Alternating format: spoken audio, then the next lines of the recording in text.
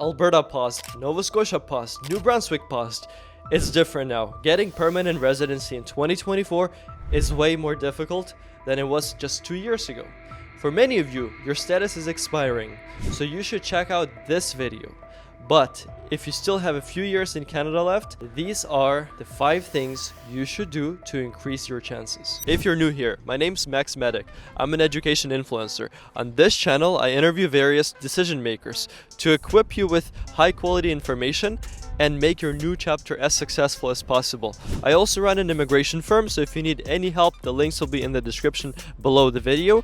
And if you're an immigrant, I highly recommend subscribing to this channel. Number 1. Get the right job.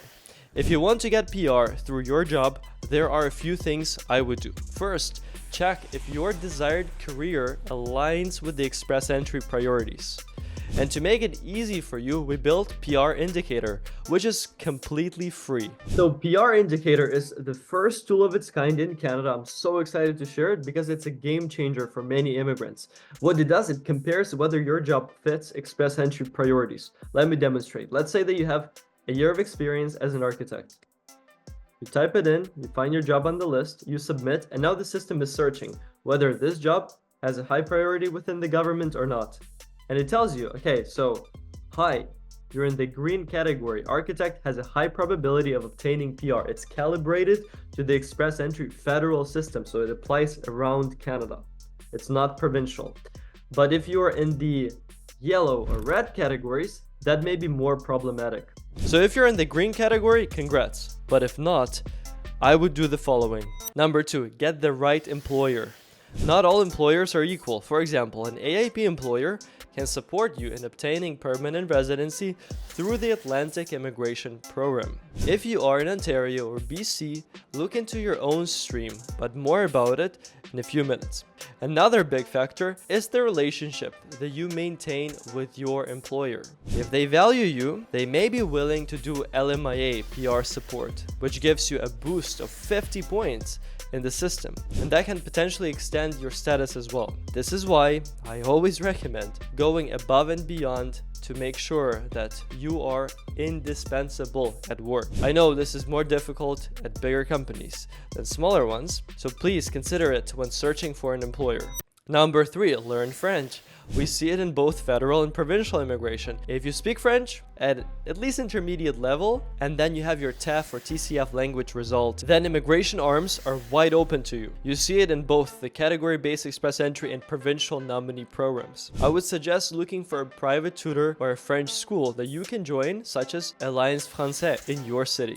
Number 4, choose a PNP. It's obvious that your province can nominate you for permanent residency, which will open many doors. However, with Nova Scotia closing its provincial nominee program for restaurant and hotel workers, or Alberta temporarily pausing Alberta Opportunity Stream application intake until further notice, it's not clear if we can count on these PNP programs anymore. Good thing is Ontario received a higher PNP quota this year compared to before, but I doubt that the 21,500 nominations will be enough to satisfy the high demand, many of which are, by the way, going to the IT and healthcare sectors. Instead, listen to what the previous Minister of Immigration, Sean Fraser, said and pay attention to the industries that he mentions. You were the Minister of Immigration, now the Minister of Housing.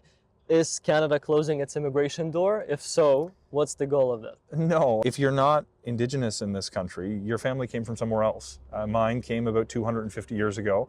Yours may have come more recently. It doesn't make one of us more Canadian than the other. 100% of our labor force growth is coming from immigration. Quarter of the doctors, more actually, in this country came from another country. Nurses? Nurses, yeah, it's actually about a third of the doctors, a quarter of the nurses. The skilled tradespeople who will help build the homes. We will still have to rely to some degree on newcomers. But there are challenges that we have to address. We have to recognize that with our temporary immigration programs, there's been some exploitation that's been going on in this country. I look at the numbers that certain academic institutions have been bringing in through the international student program, and I see that a single community in Ontario doesn't have the capacity to welcome 35,000 new students, notwithstanding the fact that the local educational institution applied for that many study permits. We're going to move forward by continuing to welcome newcomers as an essential part of our economy, as essential components of our community, but we're going to insist that if you are an institution or an employer who wants to benefit from certain programs, that you take some ownership and make good on your responsibilities to support people who are coming, including by assuring they have housing options. I'm afraid that unless you work in healthcare, IT, or construction, immigration doors may close for you. That's why you need to listen to the next point. Number 5, invest in legal support. You know that I run an immigration firm. We have excellent immigration lawyers that have helped many people. But this is not an ad. You do not need to work with us.